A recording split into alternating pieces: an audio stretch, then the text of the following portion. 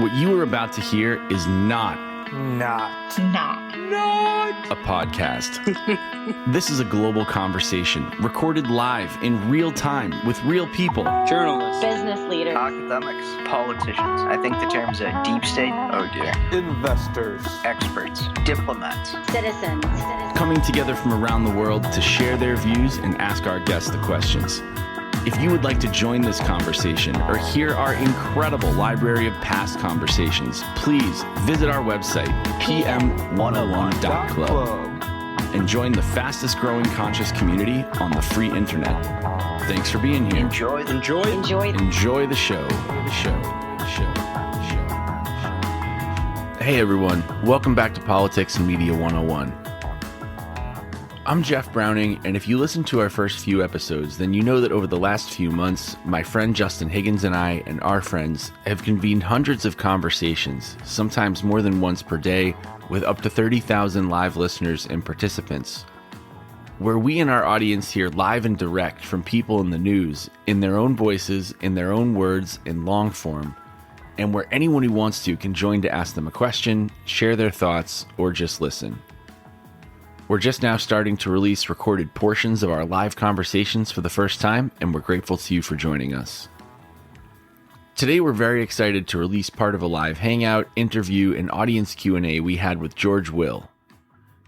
He's one of the most influential American conservative thinkers and writers, probably of all time, and many people in our live audience agreed with what he said, but also many people in our live audience disagreed with what he said. Overall, we engaged on substance and we kept the conversation very civil. Live social audio is kind of different from any other form of political communication. It gives you a much better sense of the person who you're talking to than you'd normally get from a short article, tweet, text-based social media, or TV hit. When we talked to Mr. Will, everyone was unwinding after a long day. He was having a martini.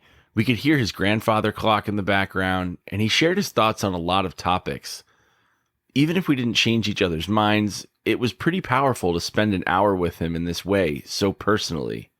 We were grateful to him for stopping by, and we hope you enjoy it as much as we did. As always, if you like or dislike what you hear, if you want to find out how to join us live almost every day of the week, maybe ask one of our upcoming guests a question, or hear past episodes, please visit our website, pm101.live or pm101.club. They both work and will get you to the same place where you can find all that and more. Without any further ado, let's roll the tape. if you were commissioner of baseball, you had a magic wand, would you change the game? Or would you not? Yes, I would. I would be open to all of the rules changes that Commissioner Manfred has proposed. And I know they're going to take 30 seconds off the time between innings, and they're going to compensate commercially by putting some of the advertisements in very short boxes during the inning. And the advertisers actually like that because fans are actually looking at the screen when that happens. So there are a lot of plans afoot. And is there hope to save my favorite game, your favorite game as well, do you think? I think there is hope, but getting the Players Association and the owners together on this is going to be awful. The talks on the next collective bargaining agreement are going slowly, if they're going at all. I just learned today that the players don't like the current postseason, which I think is wonderful. And if I had to bet my net worth, I'd bet that spring training is delayed and the season is delayed if we have a season in 2022. Don't say That's I'm not a little ray of sunshine here. So on that note, I did want to get right into it, Mr. Will. We've got some fantastic questions for you, and then we will go into the audience questions. You've written 6,000 columns since 1973. 6,000. How has the business and culture of commentary and idea making changed over your? That's a great question. They've changed in two ways that I can think of. First, the new media have, I'm sorry to say, devalued print media in newspapers, Twitter and Facebook and all the rest, so that A trend that had already been underway is now fully arrived, and it is this. The vast majority of Americans do not read newspapers. And only a minority of the minority who read newspapers read the op-ed pages. Now, this depresses a lot of columnists. It actually exhilarates me for the following reason. We have a self-selected audience. Reading a syndicated column is optional. Not even Joe Biden, who thinks he can mandate everything, has mandated that people read my column. I intend to speak to him about that later. But the fact is, you have to be entertaining, you have to be informative, and you have to be fun, or people are not going to read you. And what that means is the people coming to the column come of their own volition, which means, to be blunt, we have an intellectually upscale audience. They bring a mental pantry full of information. You don't have to invent the wheel for them. You don't have to say, by the way, there are 3 branches of government. So they're ready to engage, and you can use your 750 words, which is what I restrict myself to, using compact writing and intimations and nuance to cover a lot of territory in 750 words, because we have this small but extremely competent readership. So I'm very pleased about that. Second, of course, is the advent of the new media. We have an entire generation of people now who really think that Twitter and Facebook and Instagram and all the rest are ways of communicating. The more I see of the new media, the more I believe that books remain what they have been for 800 years, the primary carriers of ideas. And I believe that not only that ideas have consequences, but ideas only are the things that have large and lasting consequences. So there have been changes in the way we behave, but there are a few great constants, and one of them is the primacy of books. That is a fantastic answer. I myself am not a fan of Facebook. You mentioned that technological disappointment is changing attitudes about free speech, that the internet failed to bring about further enlightenment. In another column, you referenced mistaken, quote, assumptions about technology, civilization, and advancing in tandem, end quote. A lot of our free speech in small L liberal culture is based on the concept of a marketplace of ideas. In the age of the internet, in the age of Twitter, Facebook, everything you just talked about, does the marketplace of ideas still work? That's an excellent question.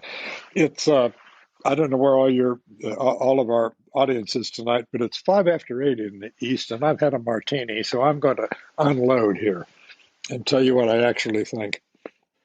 I used to believe that the quantity of stupidity relative to the size of the population was constant over time. I now think it may not be, that we may have a larger quantity now, but it may be that I think that just because social media gives an extraordinary new velocity and openness to people. There was a time, and we now are told to think of this as the bad old days, when the mainstream media provided gatekeepers. Not everybody in a sort of perfectly democratic world could speak to large numbers of people, but neither could lunatics full of conspiracy theories. There were editors, and there were newspapers and broadcast entities that had to be aware of their advertisers and of their subscribers, and they had a kind of accountability. Now, with the new media, we have what's called cheap speech. I'm indebted in this to Gene Volek, who teaches First Amendment constitutional law at the UCLA Law School, and who is the custodian of the invaluable Volek Conspiracy website. If the people listening to us tonight don't know about that, please go to it. It's wonderful. And Gene says there is a cost to free speech, to cheap speech. There was a time when it was expensive to communicate to large numbers of people. Now it's easy, it's instant, and it's free. And as a result, we are overwhelmed by nonsense, and worse, vituperation and slander and all the rest. So in a way, it's been good to break the oligopoly that was the three major networks and a few great newspapers. On the other hand, there's a cost to that. And that is we have flooded the marketplace of ideas with an awful lot of awful stuff. So, like everything in life, there are trade-offs. And I think, I'm not saying we ought to go back. We can't go back. The new media is here to stay. But we ought to recognize the costs. I guess to follow up on that, should we be looking at what are some maybe policy prescriptions? Because it seems like we're only going in one direction. And from my perspective, that direction is worse with the way that Facebook and people are manipulating it, whether it be literally Russians or the Proud Boys or whatever group you want to insert. A small group of idiots or nefarious actors are using these platforms because of the way these platforms and their algorithms are set up to kind of basically put that supercharge that hateful and misinformation and get it out there. So do you think that there is a government solution to this problem that you just described? Well, the phrase government solution gets my back up instantly. And here's why. Facebook, Google, Instagram, Twitter, they're all big, but they're not nearly as big as the government. And while 4 or 5 of these great companies might be competing with each other, nothing is competing with the government. So I'm extremely reluctant to say that the solution here is to have government intervene here to sort these things out.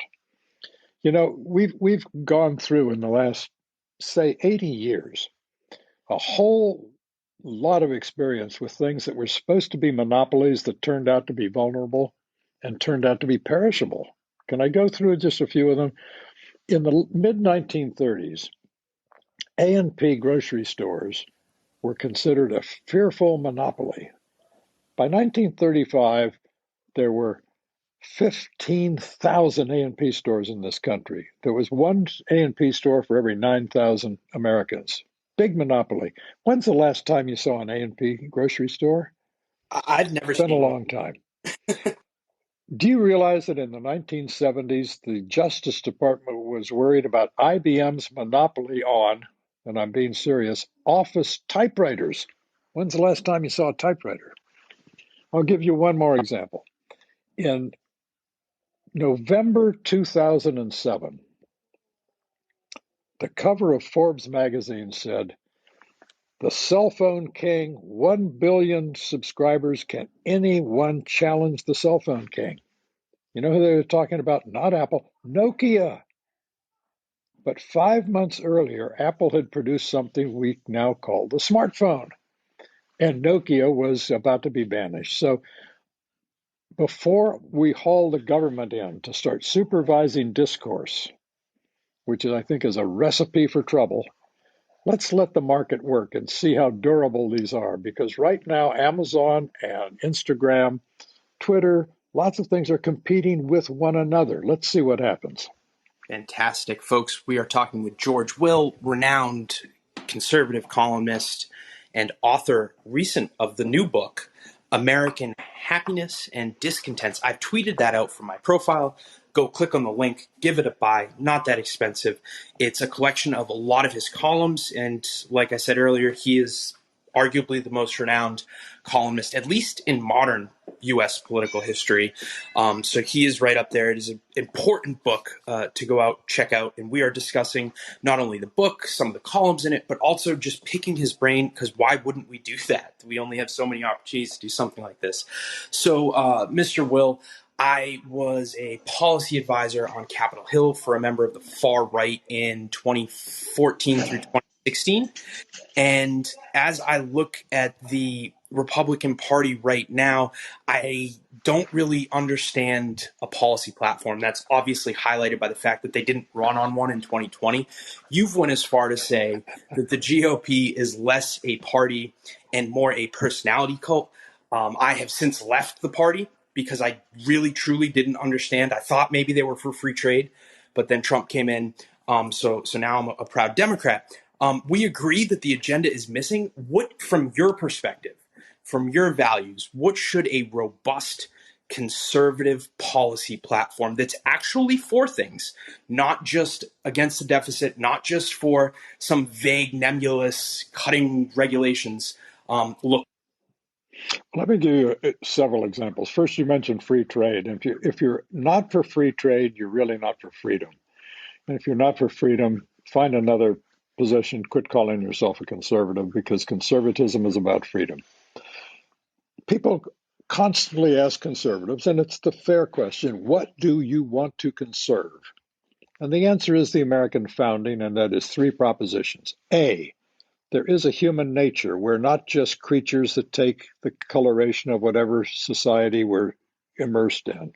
Second, because there is a human nature, there are natural rights. Those are the rights that are essential to the flourishing of people with our natures.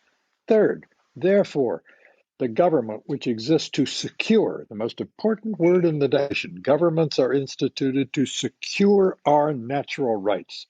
First come rights, then comes government. And the government must be constructed with the kind of Madisonian equilibrium we have between three rivalrous branches of government with different interests and different responsibilities, so that we'll have a government strong enough to protect our rights, but not so strong that it threatens our rights. So that's what conservatives want to conserve. And from that, we should, as you challenge us in your question, build a modern agenda. Begin with free trade.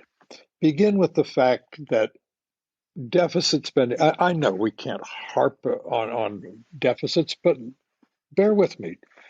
I believe, for all the talk of the discord in America, I'm much more frightened by a consensus. It's as broad as the Republic.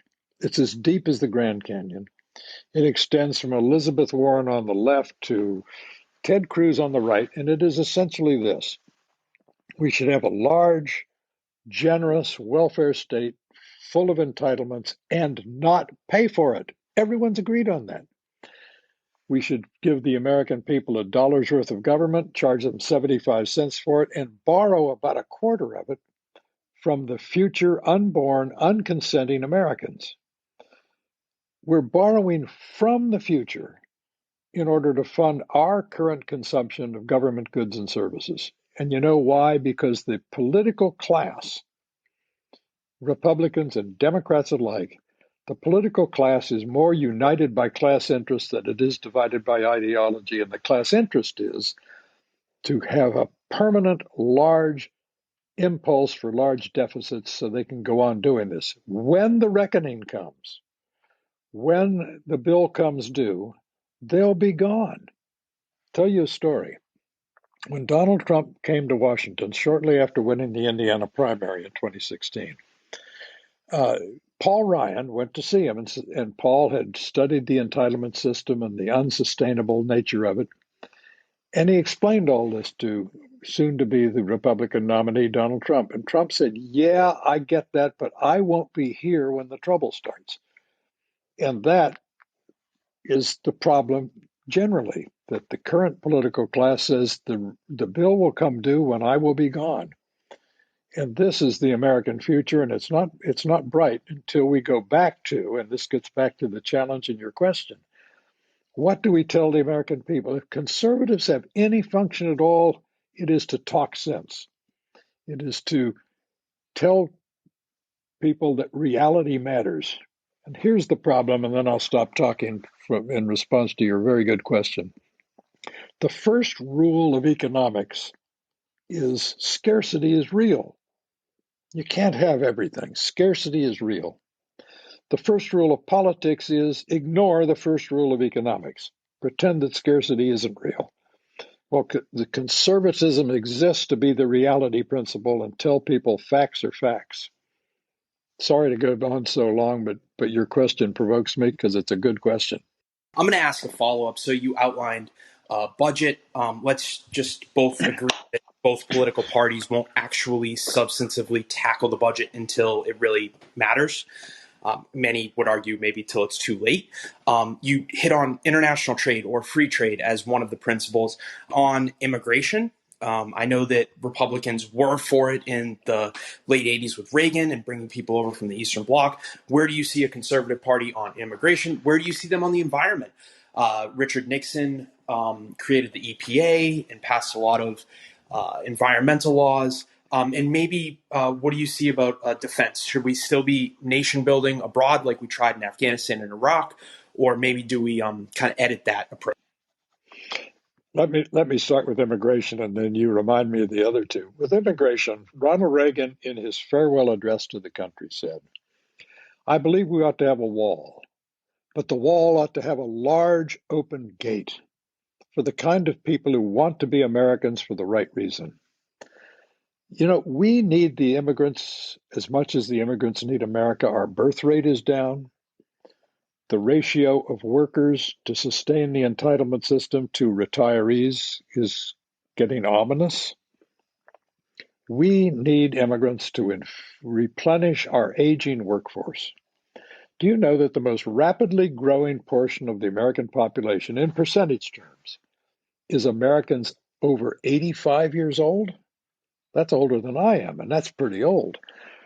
So it seems to me what we want to do on immigration is first of all, take care of the dreamers. This is an 80-20 issue. 80% of the Americans say these young people who came here through no choice of their own, by their parents, who can't go home because this is their home. It's the only home they've ever known, who've gone to college, who've got high school degrees, got college degrees, have joined the military. Let's make them citizens because they know why they're here and they love America. So we'd get an infusion not only of workers, but of patriotism. On other immigration, what we need to do is devise an immigration policy that serves the economic needs of our country. There are lots of people trying to get into this country who have educations, who want to not just join the lower ranks of the American working class, but bring education to the table, bring them in.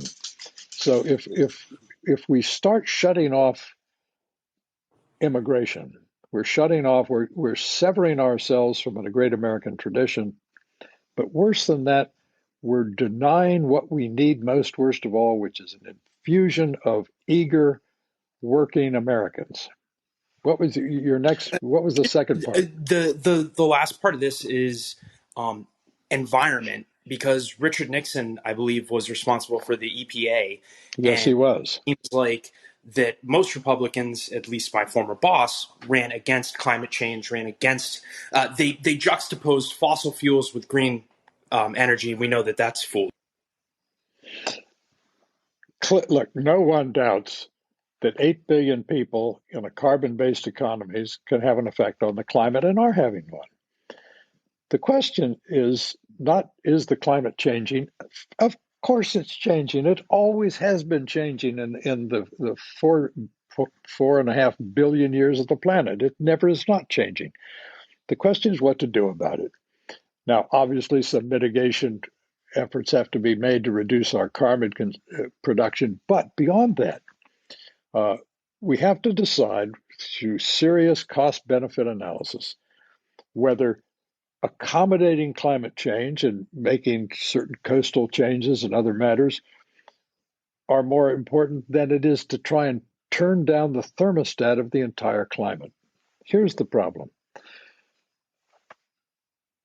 We can spend trillions, literally trillions of dollars trying to adjust the planet's thermostat, or we can say, let's build a seawall down around Miami Beach and around the coastal parts of America. That's expensive, but not nearly as expensive as trying to adjust the planet's temperature by fiddling with the internal combustion engine.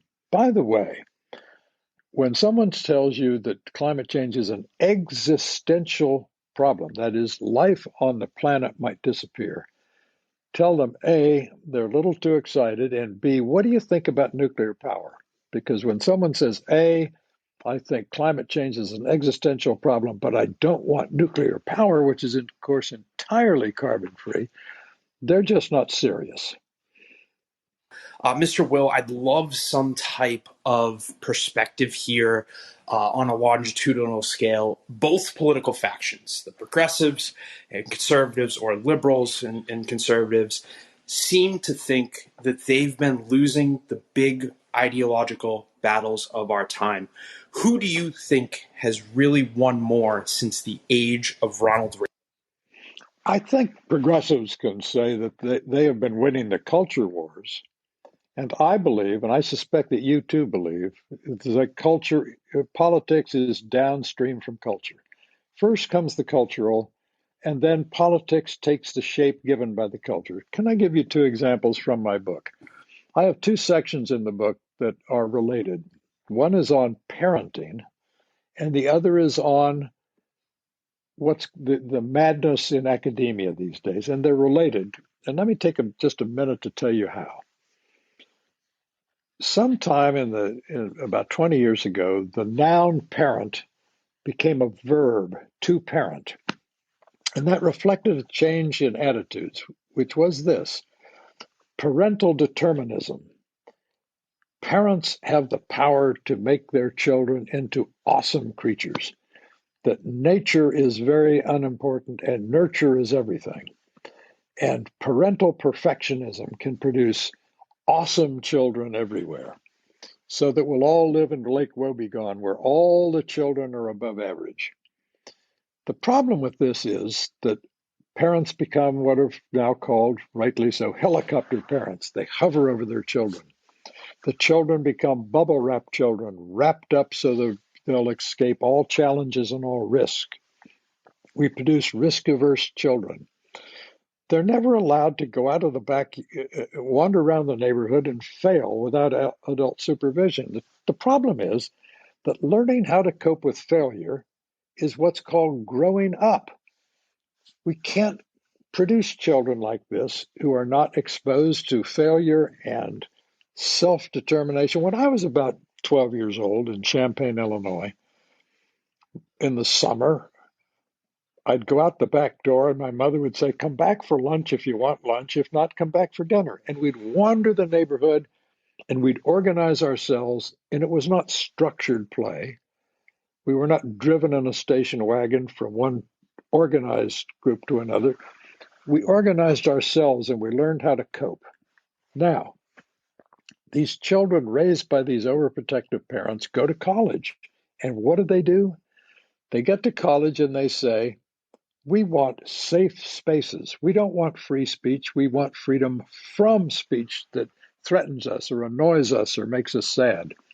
We want bias response teams to flood the campus to stamp out speech that we find disconcerting." And that's what you get. Now you say, "Well, that's just happening on campuses." The trouble is that what happens on campus doesn't stay on campus. It seeps out into the larger society, partly because the graduates from these universities go into the corporate world. And pretty soon, the human resources departments of our great corporations, Coca-Cola, Delta, you name it, they're suddenly woke. And they're pursuing agendas that are inimical to the freedom essential for a vigorous, dynamic, churning, open society. That's what worries me. When I put this book together, I was startled by how often I've been writing about parenting, culture, and other matters that are, as I say, upstream from politics. That is true. They are upstream from politics. So I'm going to ask one more question here, and then we are going to kick it over to the audience. So, Mr. Will, you wrote that work can bring happiness, like in the myth of Sisyphus, who goes about endless work with a smile on his face. So it's a retake for everybody in the audience. The myth of Sisyphus is this Greek parable myth of this gentleman doomed to all eternity of rolling a rock up a hill. Once he reaches the top, the rock goes down. He does it all over again for eternity. There is a play on that, more modern play by a French fellow born in Algeria who says that just the aspect of basically being productive makes him happy. So this could be true at the individual level of pursuing a career at the macro level of creating a more perfect union, always striving to achieve something.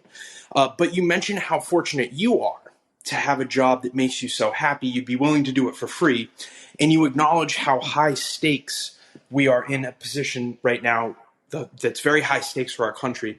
A lot of people, though, are absolutely miserable in their jobs, working 2 or 3 jobs just to make ends meet. People are tortured in places like Egypt for trying to make a more perfect union. In the United States, you have President Trump gassing innocent protesters at Lafayette Square.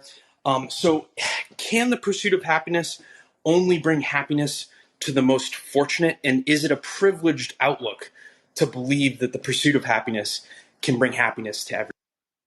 Well, remember what the United States believes. It's been well said that the United States is the only nation founded on a good idea. And the idea is the pursuit of happiness. American exceptionalism is this. We're exceptional in that we didn't have feudalism and an established church to rebel against. We're exceptional in that we had a revolution that said we are not going to pursue happiness, we're going to pursue the right to pursue happiness. We have an exceptional constitution, one that does not say what the government must do for us, but what the government may not do to us. This is American exceptionalism. And the pursuit of happiness guarantees nothing but the right to pursue it as you define it yourself. Government doesn't define your happiness for you. Now, obviously, in the churning of a dynamic continental capitalist society, there are casualties. And we have decided as a people that we want government policy to help cushion the harshness of life for people who find that the churning of the capitalist society hurts them. The creative destruction of capitalism is creative, but it is also destruction, and there are casualties. And we as a people, a generous, kind people, have decided to help people. We have lots of programs for this.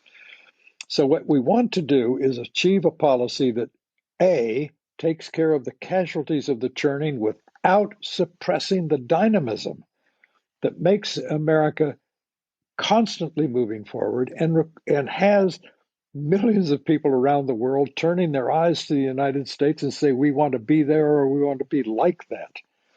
So that's the challenge of conservatism, is to take the dynamism of capitalism, be unapologetic about it, but to say that we want it to have a humane face.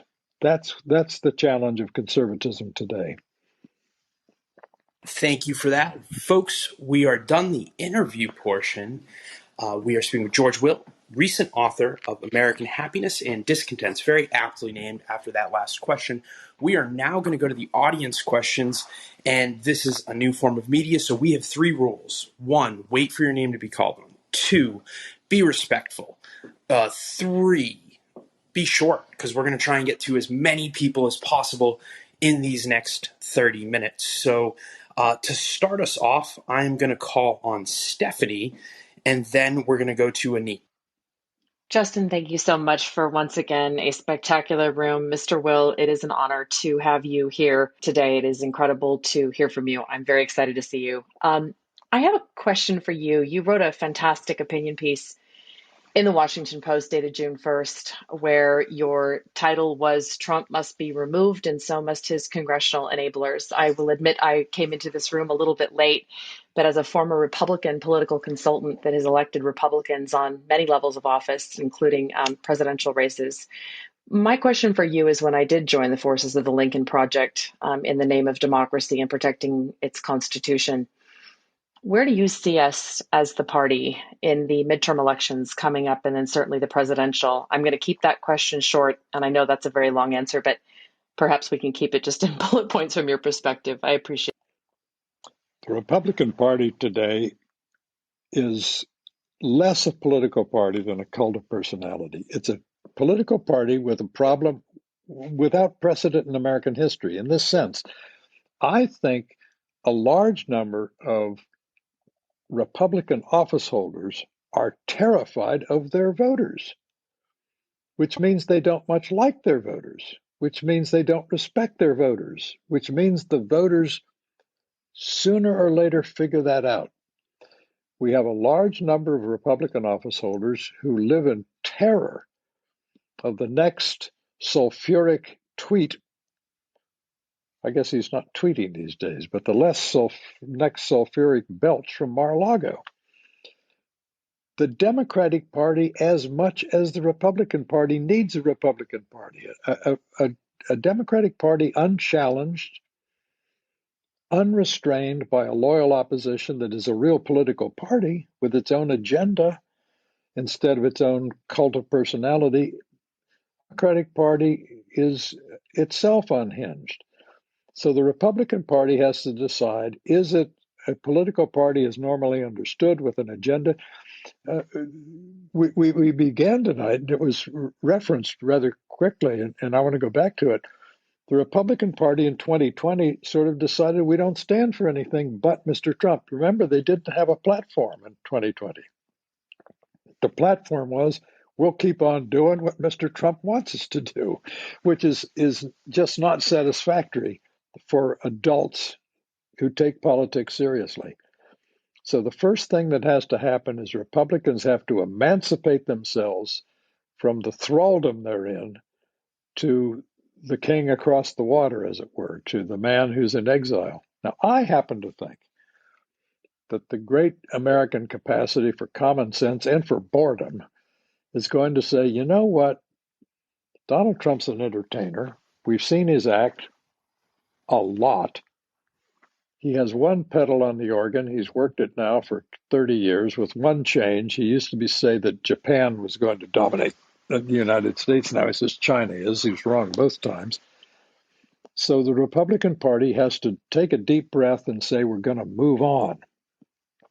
I can think of no episode in American history where a defeated president dominated a party. Can anyone, am I missing something? Can anyone tell me when this has happened before? I don't think so. I can't. So thank you for that. Stephanie, we will go to Aneep, and then after Aneep, we will go to Peter. Aneep, over. Thank you so much, Justin, and thank you very much, George, for joining us. You know, I look to a place like China and I'm frightened by what I see. Cameras everywhere with facial recognition technology, the government knowing where you are at all times, who you're meeting with, who you communicate with, knowing what you say and what you do. And I know things aren't as bad here, although one could make an argument that many of our large technology companies have a similar set of information. What would you think about a constitutional amendment to privacy and individual ownership of your personal information? And this would include all your personal data, where you live, your image and likeness with regard to facial recognition technology, your DNA, meaning companies couldn't submit it to a larger database. All of this would be your personal property. And companies would legally not be able to use, sell, or share any of this information unless you actively choose to opt into sharing this information or sell it to them. Just curious whether you think this is even a possibility in the current political climate. And for those of us who are advocates of this position, how could we go about making this happen from your point of view? Thank you. Well, first, I salute your libertarian impulse, which is quite right. You point to China, and the fact is, China is instituting a totalitarianism hitherto impossible. That is, it's a totalitarianism that depends upon and can be created from technologies that didn't exist until very recently. The smartphone came along in 2007. That's how recently this data revolution we're living through. So I entirely agree with you that we should understand that totalitarianism, as Orwell understood it, is now worse in terms of the possibilities as the Chinese are showing us. As you have rightly said, their entire social credit system, depending on ubiquitous cameras and facial recognition and all the rest, we should be terrified there. Now, second, you mentioned a constitutional amendment. The Constitution is really hard to change. The founders wanted it that way, and they were right. 38 states would have to do this. The good news is, for what you want, we don't need a constitutional amendment. Congress could wake up understand that it is the first branch of government, understand that it should get back to the business of actually legislating, and you could do what you suggest by statute. And I think something like this is going to come. The 2020s, this decade we're just beginning, will, I think, be defined by Americans coming to terms with the ominous capacities that the new technologies make possible. And I think I agree with everything you said, except the need for a constitutional amendment, which probably ought to cheer you up, because statutes are a lot easier to bring about than amendments. Thank you for that, Aneep. We will go to Peter. Thanks, George, for being with us. And I kind of want to pick up on the project of conservatism since Ronald Reagan, and especially the idea of individual liberties and individualism. And I wonder, to what degree in America is individualism a virtue, and how much has this changed historically? For example, I grew up in a small town in Wisconsin, and I could not imagine, if I spoke to my grandpa, some company saying, I'm going to leave O'Connell Falls, Wisconsin for a whole other state because they have some other regulation that would be looked down upon in that community. Yet now I live in the Bay Area, and Elon Musk, because of his interactions with the county, was like, nope, okay, bye, I'm leaving to Texas. So to what degree now is individualism so instilled that people, especially people in power who with status, are not even participating and interacting and supporting their communities, so that when you were saying that the American exceptionalism we can look forward to is actually not invested back in our communities, and how much is that a problem? That's a wonderful question, and I want to begin by answering it with a great swoop back into history. The idea of the individual is a modern invention. For millennia, individuals were not thought of. People were members of tribes or castes. They were serfs, or they were members of guilds. They were members of groups. The idea of extracting individuals from groups and treating individuals as rights-bearing creatures is relatively new, and we're in danger of losing it, I'm afraid. Critical race theory, all this stuff about identity politics, runs against the great modern invention of individualism. Now, individuals don't want to be lonely. They don't want to be exposed without help and without communitarian attachments. I understand all that. But it's hugely important to understand that we have to start with individuals and protect individuals. Let me take a swoop back into my past. Could I, is Peter still on? Can Peter tell me where in Wisconsin he was from? Yeah, north of Green Bay. Peter is one of the co-founders of the club, so he is still on. Yeah, well, I've been to Green Bay. I've been to the stood on the bank of the Fox River, and down south and where Lawrence University is. I think it's terribly important with your question to understand how perishable, how new and perishable the idea of the individual is, and to protect that, because that's what America does. America says all people are born endowed by their Creator with certain unalienable rights. Rights belong to individuals, not to groups, not to castes, not to races, not to genders, to individuals.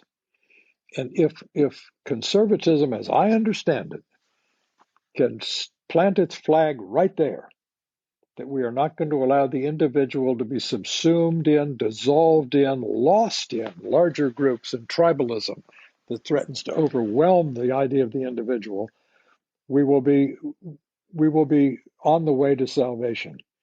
Now, Peter, have I got to your question yet or not? Tell me where I've fallen short.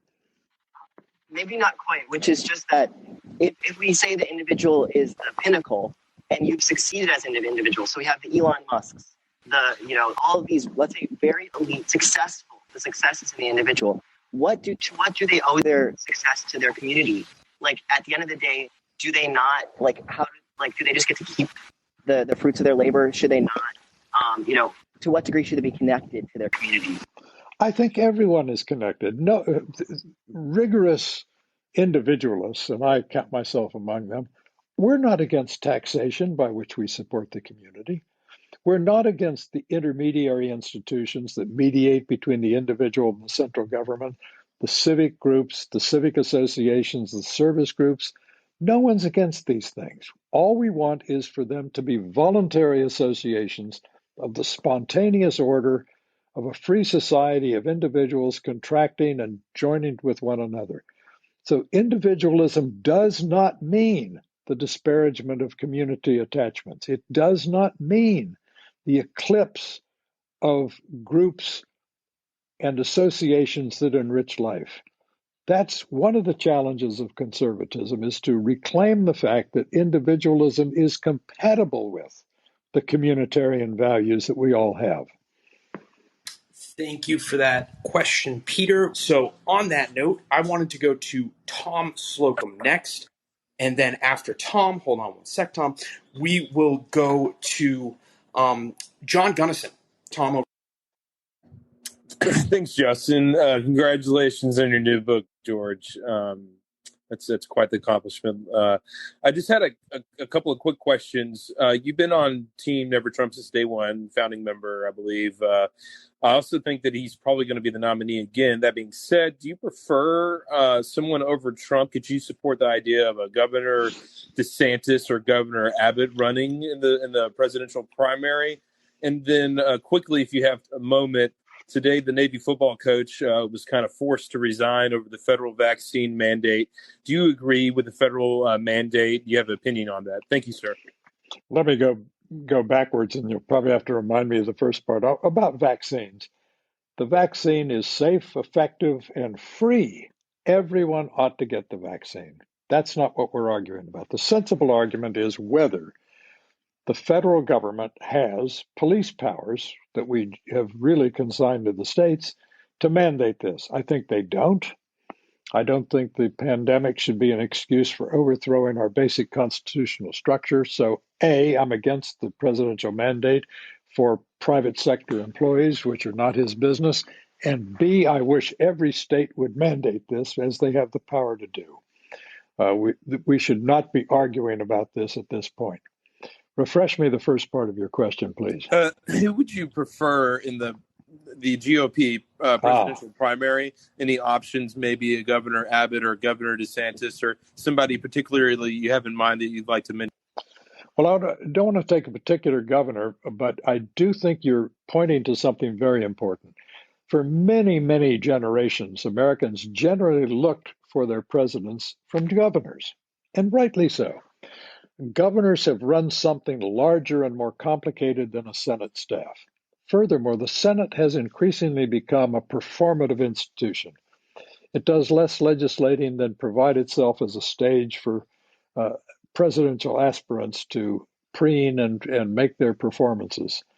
I would like to see more governors involved. That said, there are some very good senators.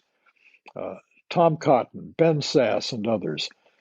It seems to me that the Republican Party, if and when, and I think it's when more than if, when the Republican Party frees itself from its obsession with the 45th president, who, by the way, is the first president since Hoover to have lost the presidency, the House, and the Senate in just 4 years. Why they want to go down that path again is a mystery to me. But when they free themselves from this obsession, I think the Republican Party will bounce back and be effective. Let me remind listeners of something that I know will seem like ancient history, but it's worth bearing in mind. I cast my first presidential vote in 1964 for Barry Goldwater. Barry lost 44 states, and immediately after that, the pundits were unanimous. The Republican Party might disappear, might go the way of the Whigs. They're doomed. Well, the Republican Party won 5 of the next 6 presidential elections. So our American parties are more durable and adaptable than people think. So if the Republican Party returns to stability and its senses, American politics can be quickly transformed.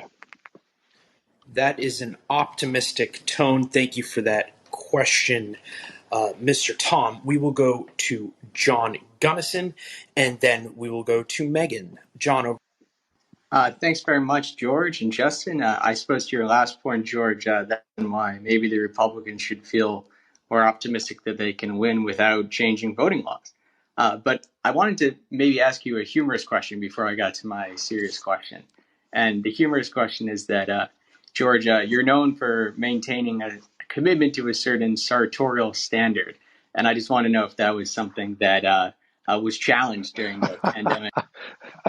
That's an excellent question.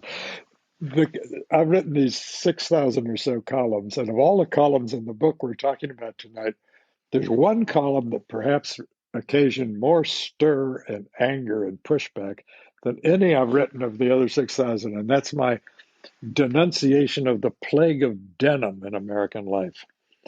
I got tired. I'd be in airports, and you look at the airport concourse, and there are men in their 40s with their children, a son maybe 12. They're walking down the concourse, and they're dressed exactly alike. Tennis shoes, blue jeans, and a t-shirt.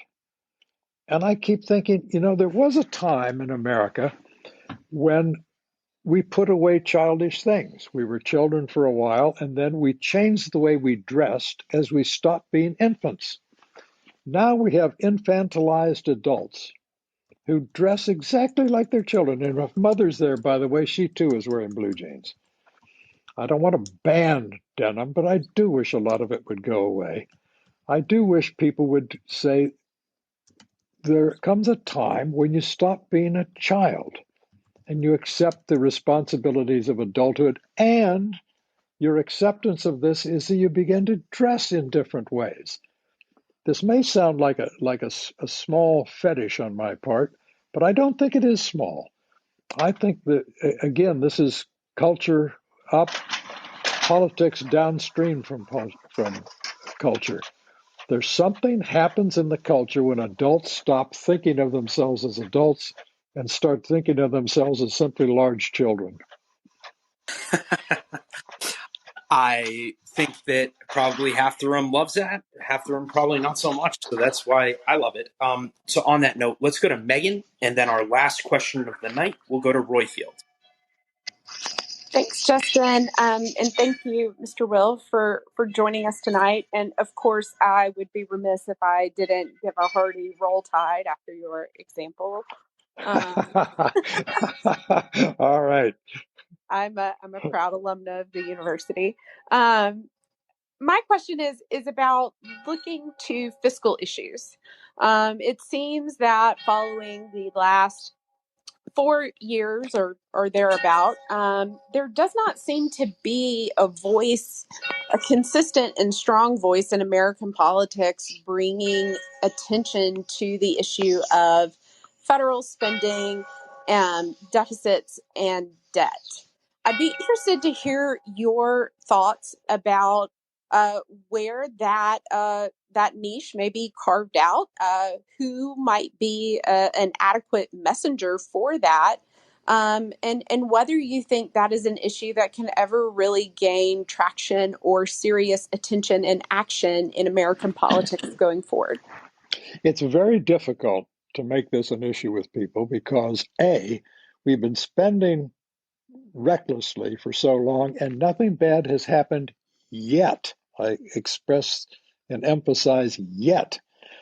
So the American people think, look, we're kind of enjoying this. We're getting a lot more government than we're paying for. We're fobbing off a lot of the burdens on future generations, and it's kind of fun. What we need is someone to come along and say, it may be fun, but it is deeply decadent and immoral to behave this way. And also that there is a reckoning, and it may not come in the distant future. It may come to you soon. Now, I think implicit in your question is, who out there will say this? It's not popular. No one gathers votes by saying, it's time to take away the punch bowl, the party's over. No one likes to hear that. But I like to think that someone can come along and say, look, we're grown-ups in America. We're prosperous, but we can destroy the basis of our prosperity. We can degrade the currency. We can unleash inflation, which is a stealthy tax that reduces everyone's standard of living. I think you really want me to say who that person is, and I can't think of him. But America has a way of producing people who rise to the challenge. Ronald Reagan rose to the challenge. Lincoln rose to the challenge. Those are our two greatest Republican presidents. And I'm hoping, and I speak as someone who left the Republican Party 5 years ago, I'm hoping that the Republican Party can once again surprise us. It's done it in the past. Thank you very much, Megan. I lied. I cut John off, who's a moderator. So John gets a question, and then Royfield a quick one, then we'll wrap up. But John, over to you. Oh, yeah, no problem, Justin. So my question, George, was to try to pick up on something that you'd spoken about earlier, which was about free trade. And if you're not for free trade, you're not for freedom. And as we know, one of the major anti-free trade actions that the Trump administration took was gridlocking the dispute settlement body, the WTO. And a lot of conservatives supported this because it was about U.S. sovereignty. And I think this is pretty interesting that there's this strange dynamic where not just the WTO, but other international institutions were made with the influence of U.S. values. And these are, to a certain extent, libertarian, small L liberal conservative values. But how does that how is that balanced against this sovereignty concern? And I want to hear from the conservative perspective how you balance the interest in free trade versus this sovereignty thing. Which one you prioritize in these kinds of situations? I simply don't believe that sovereignty is compromised when a sovereign nation says it is our sovereign decision to join with others in common purposes. I do not think our sovereignty was diminished by NATO, which was essential to winning the Cold War. I do not think our sovereignty is compromised by NAFTA, where we agree with other nations to have certain rules of the road in international trade. That's an exercise of sovereignty, not a compromise of sovereignty, because we can always withdraw if we find these are no longer in our national interest. Here's the point about free trade. Any departure from free trade means protectionism. Protectionism is the government inevitably picking winners and losers. And the losers always include American consumers because protectionism involves tariffs and quotas, and tariffs are taxes collected at the border paid by American consumers.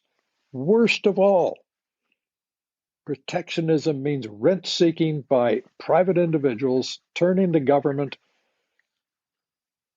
to protect existing companies and burden their competitors. That's always the case. And America is plagued by rent seeking on the part of existing companies. Protectionism licenses rent seeking, which is why free trade is not just sound economic policy, it is political reform. It is political hygiene. It is a way of keeping rent seeking out of our politics and making people compete and making for a stronger America.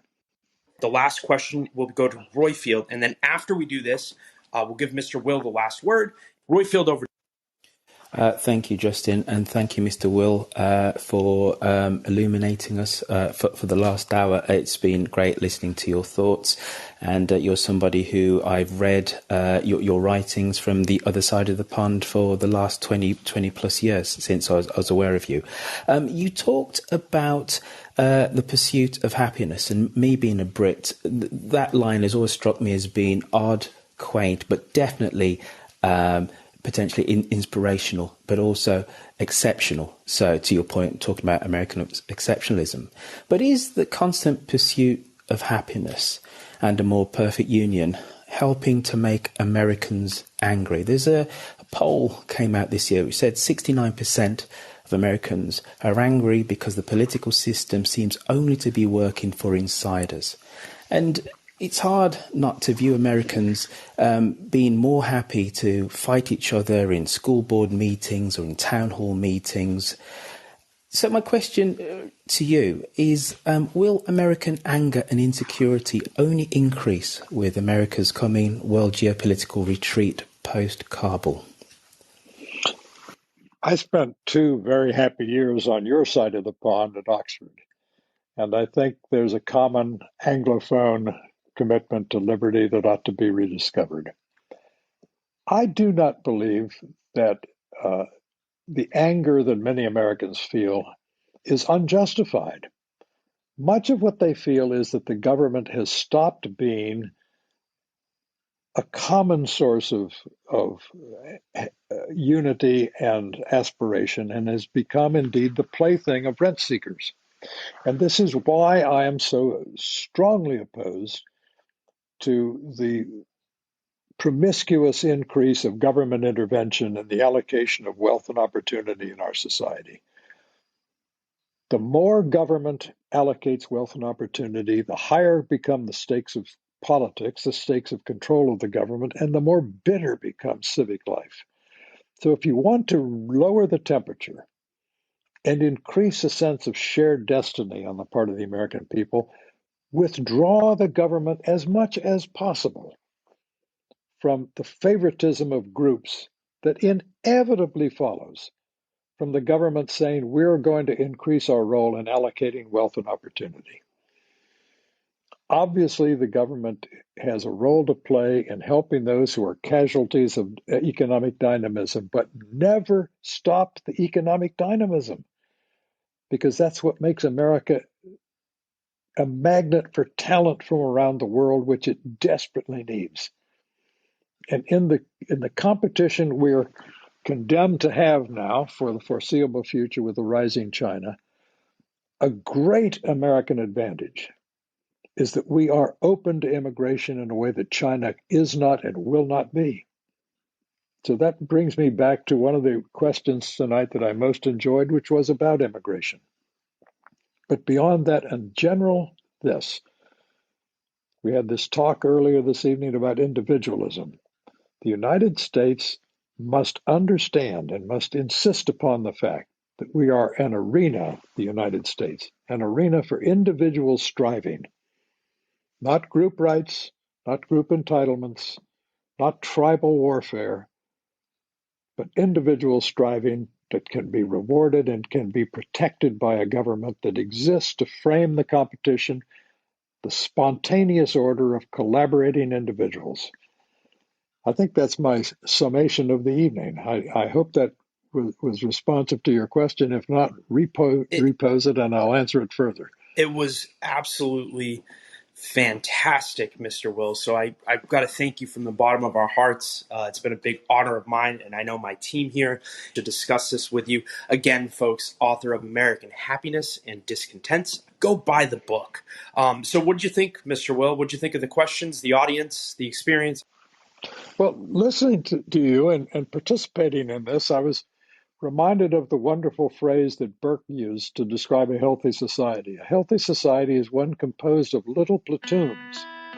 The group you've gathered tonight and that you gather regularly at this institution of yours consists of the little platoons that, combined with other little platoons, make the world go round. I am firmly convinced that history is made by compact, intense, idea-focused groups.